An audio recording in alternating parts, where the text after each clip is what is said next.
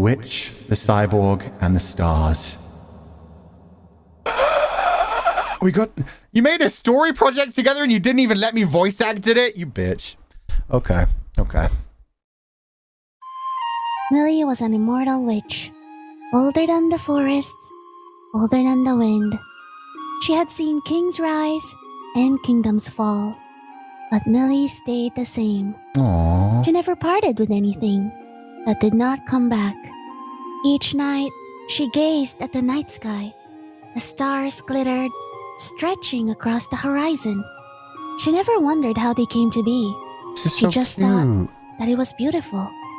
And that was enough. Driven by a fleeting boredom, Millie decided to chase after a rainbow. It stretched across the sky, bright and strange. At the end of the abyss, she found him. Laying on the grass was a man whom she did not know. Yeah, he looks so cute. His arms, he's so shiny baby. metal, but with the kindest eyes. It looked as if he'd stumbled out of a different time. Immortality had taught Millie not to be easily surprised. Vulgar, he said. Millie held his hand, cool and smooth, but warm somehow. They became friends. Aww. They cooked together and burned everything. They proceeded to go on a little expedition to a different place full of fantasies.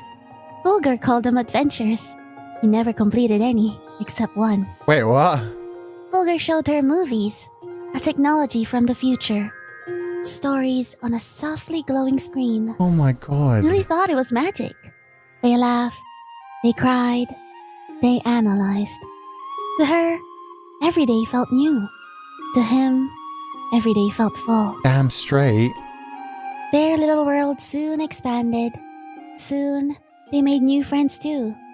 Vulgar came home one day, accompanied by a friendly dog. Then, a quiet little sheep. The seasons changed, but they stayed together. Warm meals, shared stories, a gentle kind of forever. A quiet, enduring happiness. Then one morning, Vulgar moved a little slower. His glow, a little dimmer. I'm just tired, he said, with a small smile. Oh, shit. Millie believed him. She didn't see anything more than the tiredness in his fading light. Worried gnawed at Millie. She saw her friend change every day. One day, she packed a bag. Her movements hurried, almost frantic. They are sages, she said. Old and wise, they might know what to do. Vulgar hesitated for a mere second or two. Then, he nodded. That sounds like an adventure. And he smiled, not with hope, but with a quiet ache of someone who already knew that this would be his last one. The dog joined them. The sheep did too. The road ahead was long, but they're not alone. They stood at the edge of a cliff.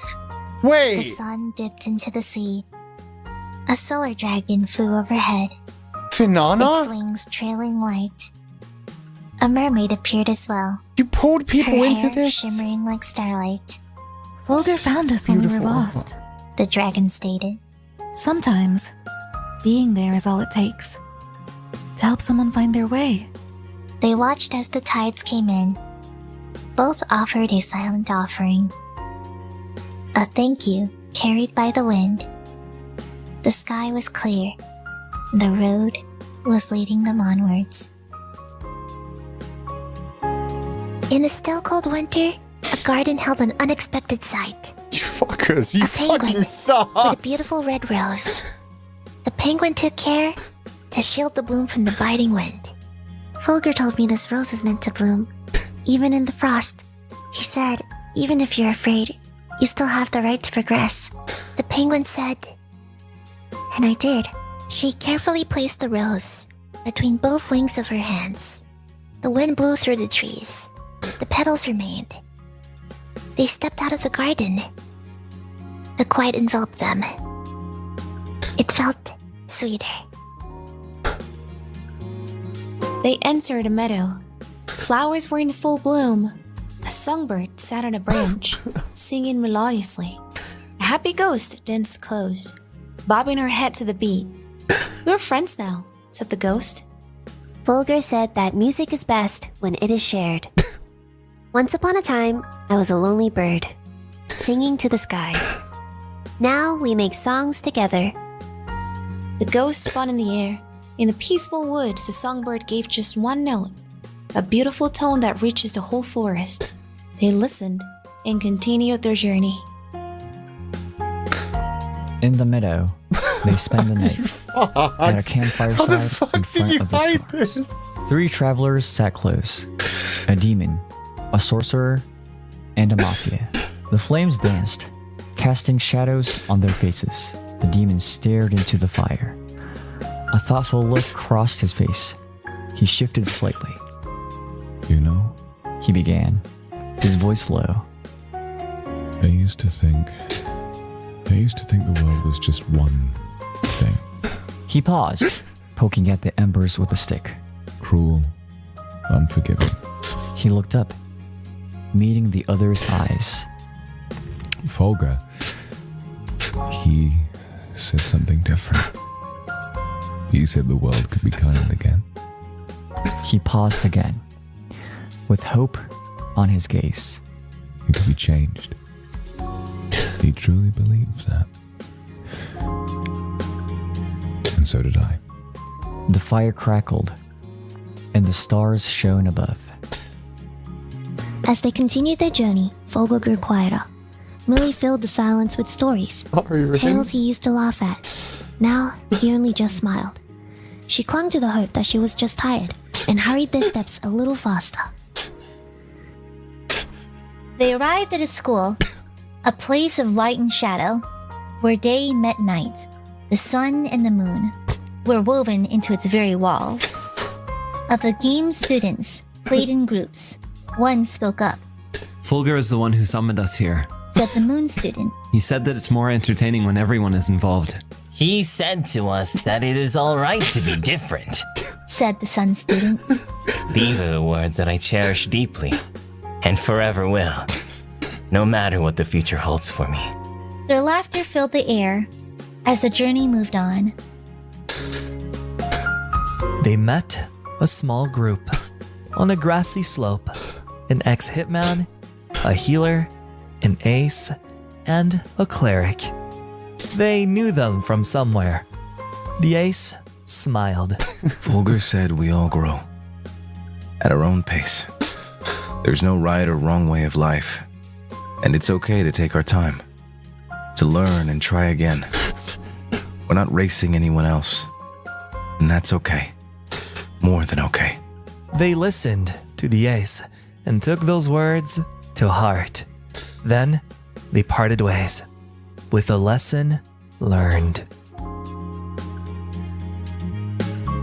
Next, they arrived at a large mansion.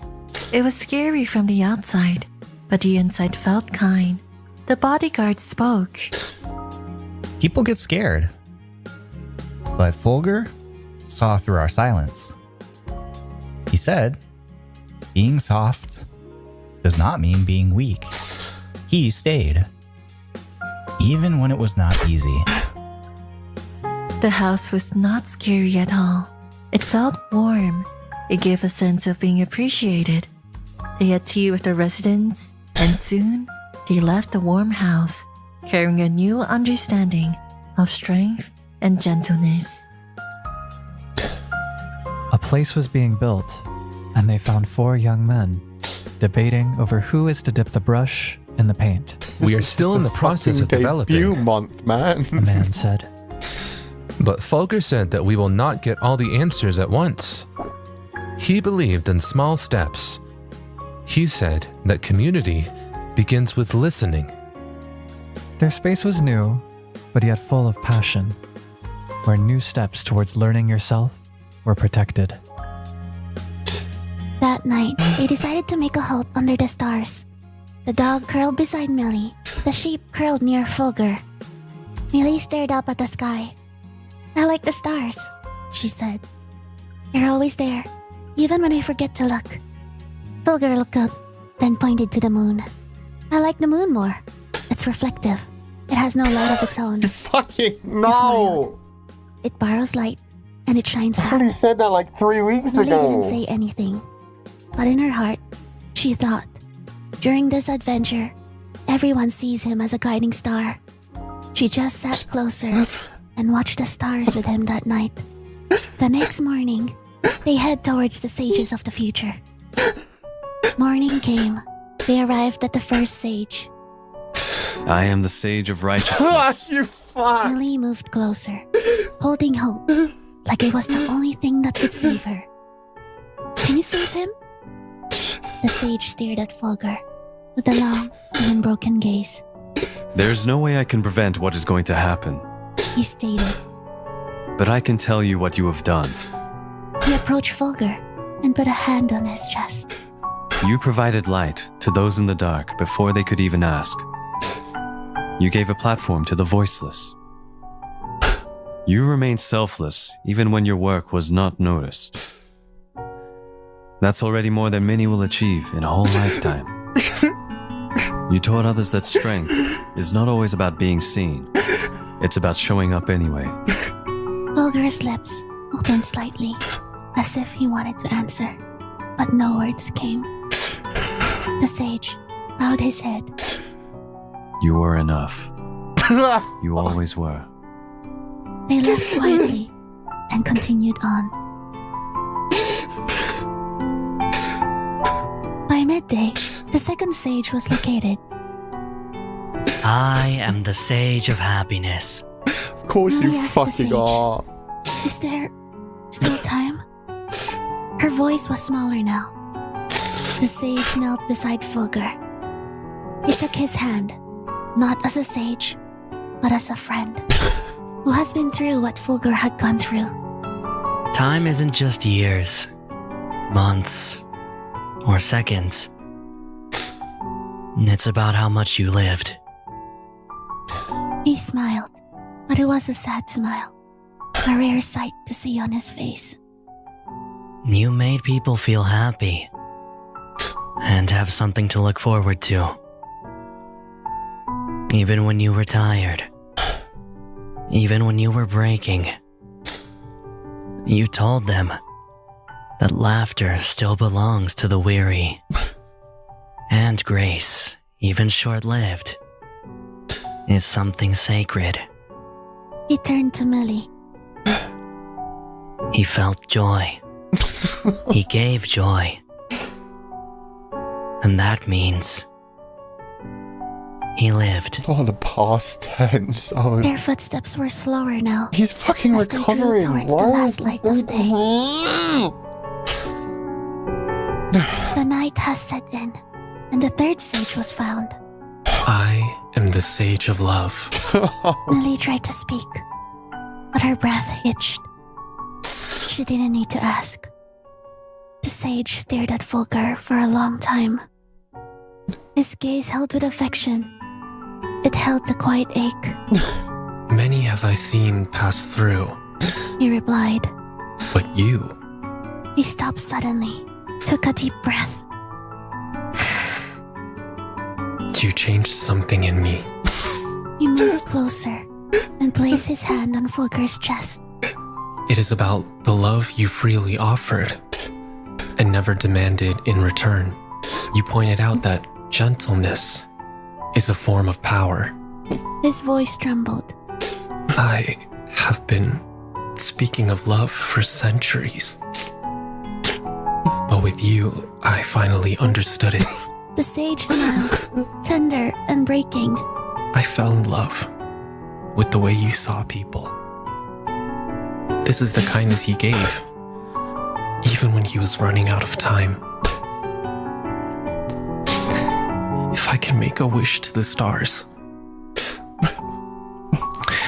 it wouldn't be to stop this. It would be to go back and walk beside you longer. He knelt before Fulgur. Love isn't just what clings.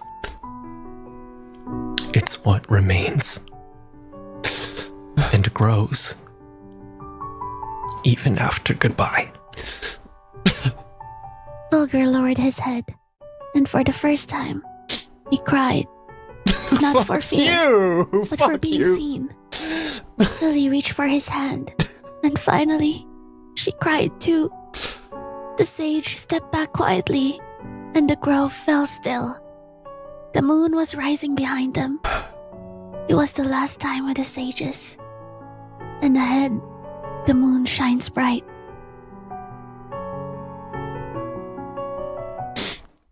The wind picked up. The road ended. Fulgur sat down slowly. He looked tired, but at peace. Millie watched him, uncertain. I'm sorry. I thought this journey would find a cure, but it only ended up draining you even more. Oh, that was a good journey. Fulgur smiled kindly. A sad smile. Millie, this journey was everything to me. Each day, each moment was real and beautiful. He cleared his throat. His voice shook. I felt so much. Laughing at burnt dinners, friends who became family, meeting everyone we've encountered. His light was dim, but his eyes shone. The small joys made me happy. I needed them. I didn't know how much until they were here. Millie squeezed his hand, listening to his final words. Fulgur spoke softly, his voice trembling. Even the hard days were special, because I was here, part of it. He breathed slowly. If I could choose again, I'd choose every second. Wouldn't change a fucking thing. All the laughs, even goodbye. His words trailed off. He felt warm. He took a slow breath and didn't breathe again.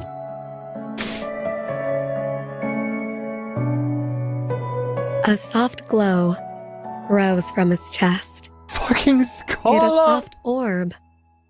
It lifted gently, rising higher and higher, up past the trees, beyond the clouds, until the sky held its breath. Then, a star of light shone in midst of dark clouds. Not just a star, but a memory made visible. Bright, steady, and unmistakably him. He had once fallen from the sky, a person from the abyss, and now he had to return to it as something that would never fade away. He wasn't just remembered, he was part of the sky now, the brightest star, a guide, a light. On the grassy hill, Millie sat silently. The dog rested against her side. The sheep rested quietly close. She didn't speak. She didn't need to. She just stared at the sky to address the star and felt its gentle warmth. He was gone, but his story wasn't. It existed a memory in every soul that he encountered. Every quiet kindness shared. Every moment he left behind. And above them, bright and steady, the stars shimmered again. A quiet reminder that he had never truly left. And a story that everyone will remember. The end.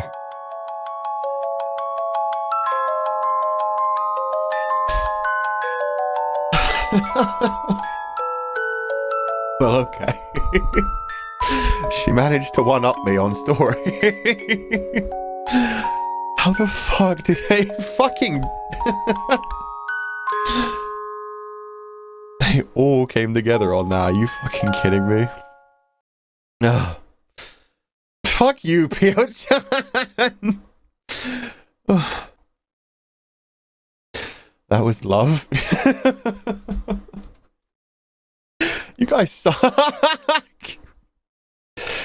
That story was so fucking beautiful. The fact that you got so many people involved in it and nobody told me a thing. That was absolutely beautiful. And that was one of the best projects I've ever seen. I didn't expect I'd get anything like that.